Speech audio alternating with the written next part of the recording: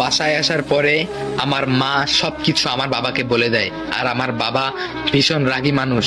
তারপর আমাকে বলল যে তোর আর পড়াশোনা করতে হবে না, তুই এখন থেকে বাসায় থাকবি, আর এক পাও বাইরে বেরোতে পাবি না। আমি বললাম যে আব্বু, আমি আর কোনোদিনও এসব করবো না, প্লিজ তুমি আমাকে এত বড় শাস্তি দিও না, তুমি আমার পড়াশোনা বন্ধ করো না প্লিজ আব্বু।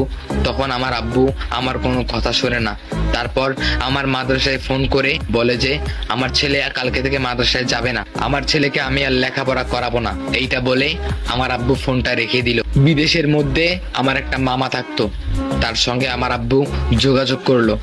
আসলে আমার আব্বুর প্ল্যান ছিল যে আমাকে বিদেশ পাঠিয়ে দিবে, কারণ এই প্রেম ভালোবাসা নাকি অনেক খারাপ।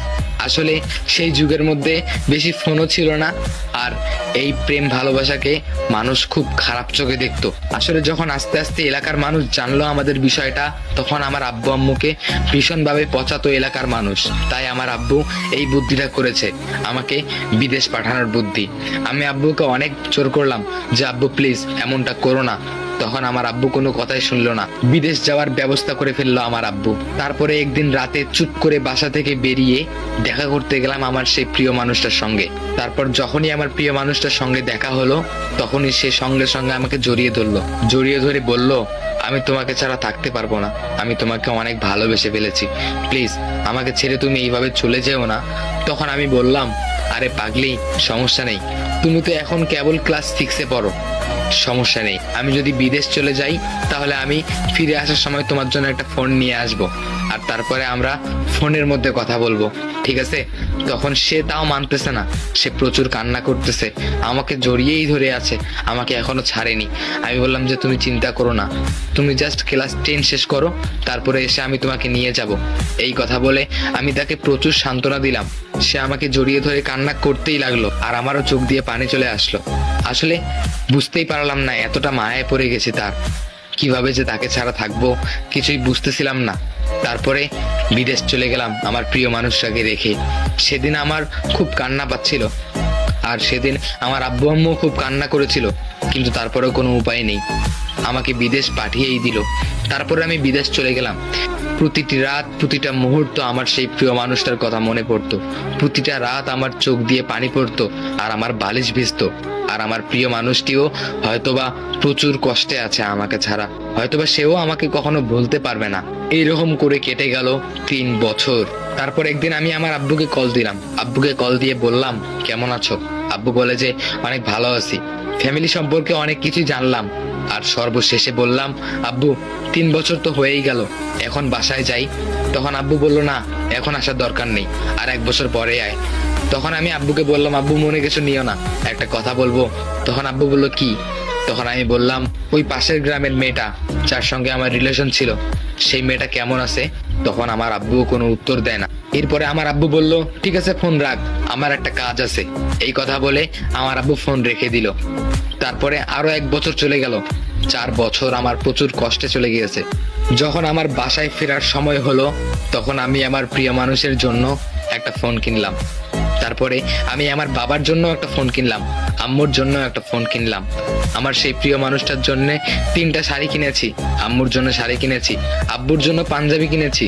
তারপরে আমি খুব খুশিতে বাসায় চলে এলাম, আব্বুকে পাঞ্জাবি দিলাম, আম্মুকে শাড়ি দিলাম, আর বাকি যেগুলো সেগুলো আমি লুকিয়ে রাখলাম যে আমি আমার প্রিয় মানুষটাকে সারপ্রাইজ দিব।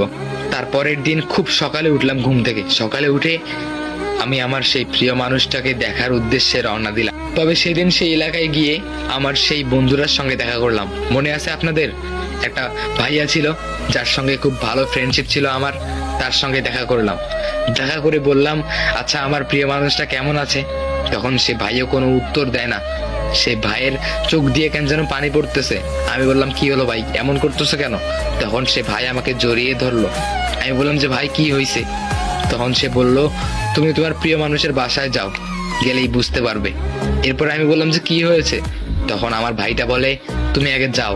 এরপরে আমি আমার প্রিয় মানুষটার বাসায় গেলাম। বাসায় গিয়ে দেখলাম বাসাটা আগের মতো নেই, বাসাটা থেকে কেন যেন একটু পোড়া পোড়া গন্ধ আসতেছে। আমি কিছুই বুঝলাম না। যখন ভিতরে ঢুকলাম, ভিতরে ঢুকে দেখি আমার সেই প্রিয় মানুষের বাবা, তার হাত পা পুড়ে গিয়ে রক্ত জমাট বেঁধে আছে। তার মায়ের পুরো মুখটা পুড়ে গিয়েছে, তার ছোট ভাই মারা গিয়েছে, আর আমার প্রিয় মানুষটি মেডিকেলে ভর্তি।